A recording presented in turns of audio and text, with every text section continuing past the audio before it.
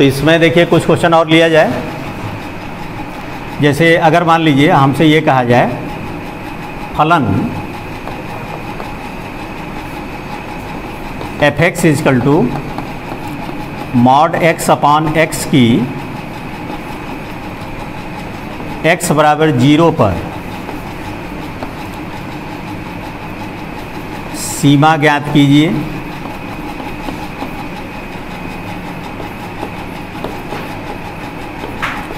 तथा सततता की भी जांच कीजिए।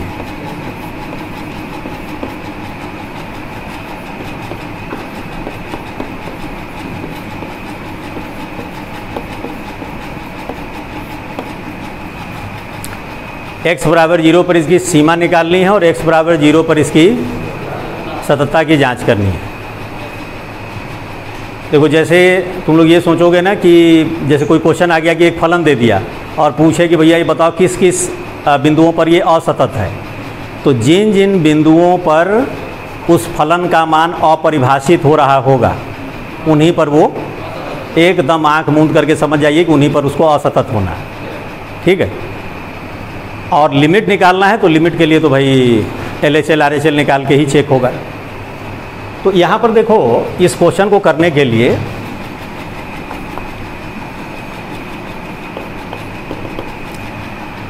इलेवेंथ क्लास का मॉड का डिफिनीशन याद करना पड़ेगा। तो मॉड कैसे डिफाइंड होता है? यदि देखिए मॉड का मतलब हम लोग जो सीधा सीधा जानते हैं कि भैया इसका मान हमेशा प्लस में आना है ना। तो भाई अगर मान लीजिए हमारे x का मान 0 से बड़ा है या 0 है, 0 से बड़ा मतलब धनात्मक, 0 से छोटा मतलब ऋणात्मक। तो अगर x का मान 0 या 0 से बड़ा है तो उस केस में मॉड x का मान जो है प्लस x हो जाता है। क्यों? क्योंकि भैया मॉड के अंदर आप प्लस लिखोगे तो ऑलरेडी प्लस है, तो मॉड लगाइए चाहे ना लगाइए। और यदि x लेस देन 0 मतलब x का मान ऋणात्मक है तो मॉड x का मान हो जाएगा -x। क्यों? क्योंकि अगर मान लीजिए x का मान हमने -2 ले लिया तो प्लस कैसे होगा, उसमें एक और माइनस लगा दीजिए। तो अगर हमारे x का मान 0 से छोटा है मतलब ऋणात्मक है और आप मॉड हटाना चाहते हो तो मॉड हटा करके एक माइनस चिन्ह लगा। ये बहुत इंपॉर्टेंट है, इसको याद रखना। समाकलन करने में भी इसका यूज होता है। अगर आप ये चीज़ नहीं याद रखेंगे तो समाकलन आप कर नहीं पाएंगे, क्योंकि समाकलन का कोई भी फार्मूला मॉड में नहीं होता है। जब तक मॉड हटेगा नहीं तब तक ना तो अवकलन हो पाएगा ना समाकलन हो पाएगा। तो जो अवकलनीयता की जांच करनी होती है तो मॉडुलस फंक्शन का भी चेक किया जाता है। तो जब आपको ये पता ही नहीं होगा कि भैया मॉड हटेगा कैसे, तो फिर आप कैसे अवकलन कर पाओगे, कि मॉड में डायरेक्ट अवकलन होता ही नहीं है। जैसे आपसे पूछा जाए मॉड साइन x का अवकलन क्या हो, तो जब तक आपको पता ही नहीं है कि भैया कोण का मान कहाँ से कहाँ तक है, कहाँ से कहाँ तक साइन प्लस होता है, कहाँ से कहाँ तक साइन माइनस होता है, तब तक आप मॉड हटा नहीं पाओगे। मॉड हटा नहीं पाओगे, अवकलन हो नहीं पाएगा। तो ये चीज़ आपको याद रखना है। अब हम लोग को जांच कहाँ पर करनी है? x बराबर 0 पर। तो x बराबर 0 की तरफ हम लेफ्ट साइड से आएंगे और तो LHL और RHL निकलेगा। तो LHL ये हो गया limit x tends to 0 minus fx। क्या लिखा है? 0 माइनस मतलब जो x का मान है वो 0 से थोड़ा सा छोटा लेना है। आप fx लिखिए, तो आप फिर fx जो है इसका मान ये पहले रख लीजिए। तो ये हो गया limit x tends to 0 minus fx की जगह आपने लिख लिया मॉड x अपॉन। अब 0 माइनस होने का मतलब ये हो गया कि भैया हमारे x का मान 0 से छोटा है।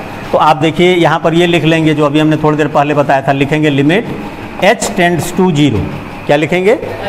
और जहाँ जहाँ x है वहाँ वहाँ लिखेंगे a माइनस एच। तो a की जगह यहाँ क्या है? 0। तो ये हो जाएगा 0 माइनस एच का मॉड अपॉन x की जगह 0 माइनस। क्लियर हो रहा है? तो अब ये देखिए आ गया limit h tends to 0 mod minus h upon, अब मॉड में माइनस एच है तो उसको अब आप क्या लिख सकते हो, प्लस एच। ये देखिए एच से एच काट देंगे, लिख देंगे h is not equal to 0। तो ये हो गया लिमिट एच टेंड्स टू 0 और ये आ गया -1। अब भैया ये तो ये कांस्टेंट संख्या है, यहाँ एच कुछ भी रहे ये तो यही रहेगा ना, तो LHL क्या आ गया। अब RHL निकालिए, RHL इक्वल टू हो जाएगा लिमिट एच टेंड्स टू 0। आप पहले वो लिख लीजिए जो शुरू वाला लिखते हैं, x tends to 0 plus fx, ये हो गया limit x tends to 0 plus mod x upon, अब वही फिर h टेंड्स टू 0 और जहाँ जहाँ x है वहाँ 0 प्लस h, सीधा ये रखो ना, x का मान जिसकी तरफ जा रहा है उसमें h जोड़ दो और माइनस है तो h।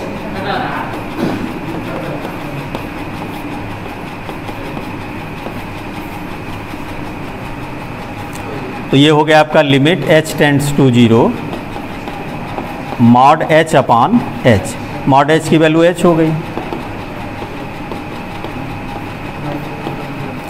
तो ये देखिए h से h कटा, ये आ गया लिमिट h टेंड्स टू 0 1 हो गया।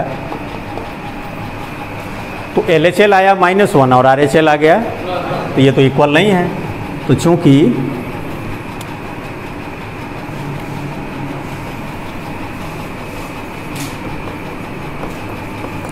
LHL is not equal to आता है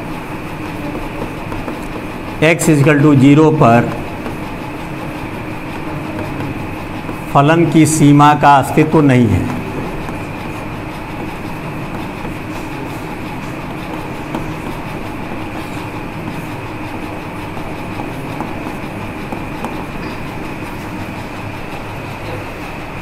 अब सीमा का अस्तित्व नहीं है तो कहानी यहीं ख़त्म हो गई।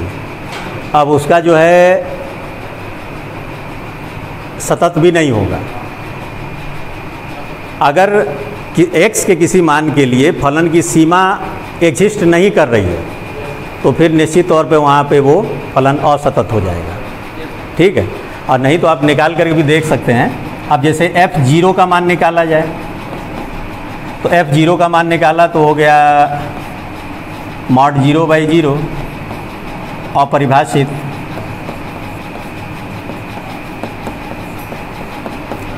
तो LHL is not equal to RHL is not equal to फलन का मान।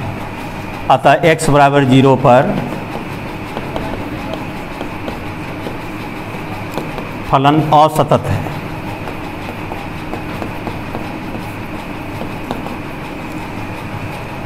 समझ में आ रही बात भाई?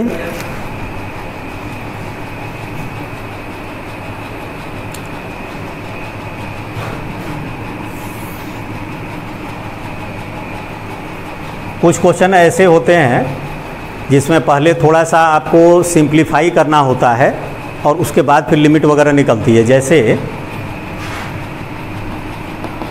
मान लीजिए हमारे पास ये limit x tends to π/4 sin x minus cos x upon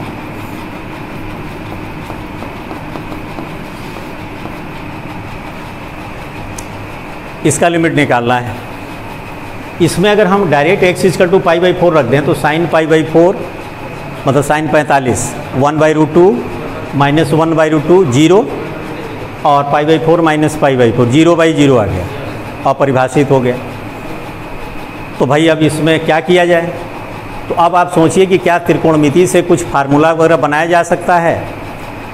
तो आप देखो ये sin x plus cos x या sin x minus cos x या a sin x plus b cos x इस रूप में जब भी रहे तो आप क्या करो कि जो sin x और जो cos x है उसका जो गुणांक है उसके गुणांकों का वर्ग करके जोड़ दो और जो आता है उसका वर्गमूल ले लो। तो देखो यहाँ sin x का गुणांक क्या है 1 है तो अंडर रूट के अंदर आपको क्या करना है, 1 का स्क्वायर लेना है प्लस कॉस एक्स का गुणांक भी क्या है -1, तो 1 का स्क्वायर 1 + 1 2, तो ये अंडर रूट 2 हो गया। इस रूट 2 से आप यहाँ गुणा और भाग करिए तो देखिए क्या आता है,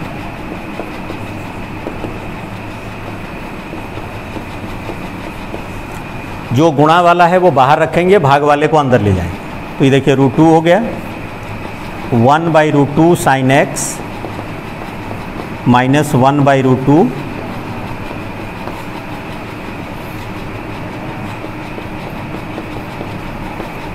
हुआ। अब आप कोशिश करो कि ये sin a - b का फार्मूला बन जाए। तो देखो sin a cos b, तो cos में किस कोण का मान 1/√2 होता है, तो ये हो गया आपका लिमिट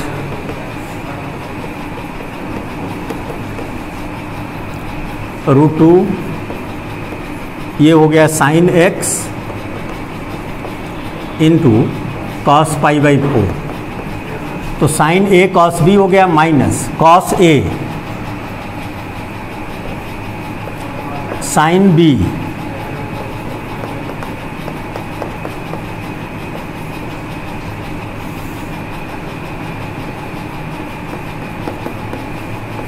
ये हो गया। √2 कांस्टेंट है, इसको बाहर ले लीजिए।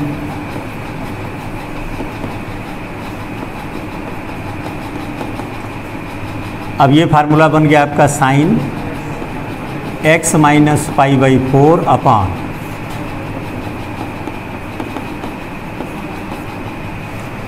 अब यहाँ पर देखो, अगर हम x की जगह π/4 रखते हैं तो ये sin 0 आ जाएगा और अपान में 0 आ जाएगा, तो वही sin x अपान x वाला रूप हो गया और लिमिट की वैल्यू 0 की तरफ, तो ये 1 हो गया। तो ये हो गया √2 इंटू ठीक है ना। अब देखिए सीमा पर आधारित कुछ प्रमेय हैं, वो प्रमेय आपको यूज करना है, जहाँ क्वेश्चन रहेगा वहाँ पर उसको अप्लाई करना है। तो सीमा पर आधारित प्रमेय,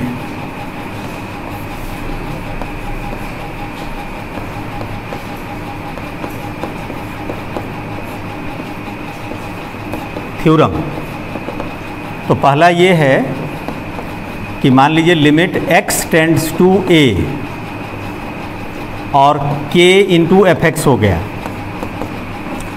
मतलब जिस फलन की हम सीमा निकाल रहे हैं उसके साथ किसी अचर राशि का गुणा है, तो आप उस अचर को लिमिट के, तो आप इसको लिख सकते हो k इंटू लिमिट, ठीक है। दूसरा है इसका limit x tends to a, मान लीजिए दो फलनों का योगफल है या अंतर है, fx + -5x, तो इसका लिमिट अलग, इसका लिमिट अलग। तो limit x tends to a fx + limit x tends to a 5x। दो फलनों का भागफल लीजिए या गुणनफल ले लीजिए, x tends to a fx into 5x, इसका लिमिट अगर निकालना है तो इसका अलग, इसका अलग।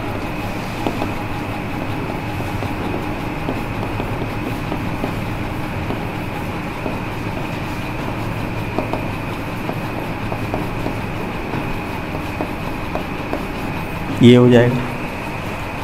ये सब जो थ्योरम बताया जाता है क्वेश्चन में, इसको वहाँ अप्लाई किया जाता है। फिर है लिमिट भागफल, अगर है अवकलन के लिए अलग रूल होता है, ध्यान रखना है। अवकलन के लिए अलग है, लिमिट के लिए अलग, अंश का लिमिट अलग, हर का अलग।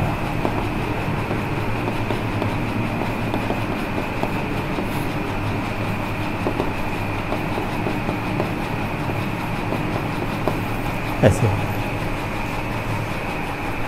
वैसे तो देखो इंटर में जो तुम लोग पढ़ी रहो, कंपटीशन लेवल में बहुत कुछ और भी बताया जाता है। तो कंपटीशन लेवल के लिए हमने जो है बहुत सारे लेक्चर इंग्लिश वाले डाले हुए हैं। हाँ, तो जिनको जैसे अगर और ज़्यादा सीखना हो कि IIT लेवल के क्वेश्चन कैसे होते हैं कंपटीशन लेवल के, तो आप वो YouTube पे देख लेना, उसमें जो है हाई लेवल का है सब। वो हालांकि इंटर के लिए नहीं है, वो कंपटीशन के लिए ही है, लेकिन अगर सीखना हो उस लेवल पे तो उसको आप, ठीक है ना।